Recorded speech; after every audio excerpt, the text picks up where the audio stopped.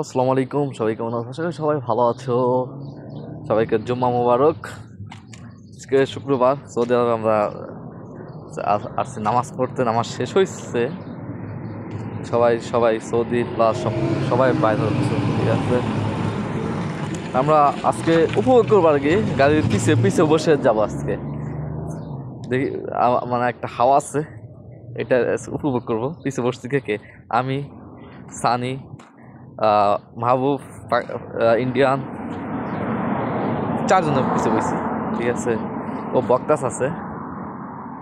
এটা প্রচণ্ড মানুষ হয় সৌদি আরবে মসজিদ গুলায়, জায়গায় জায়গায় মসজিদ, বাট তাও প্রচুর মানুষ হয়, একদম ফুল হয়ে জায়গা। এই পিছে বসে যাচ্ছি আর কি,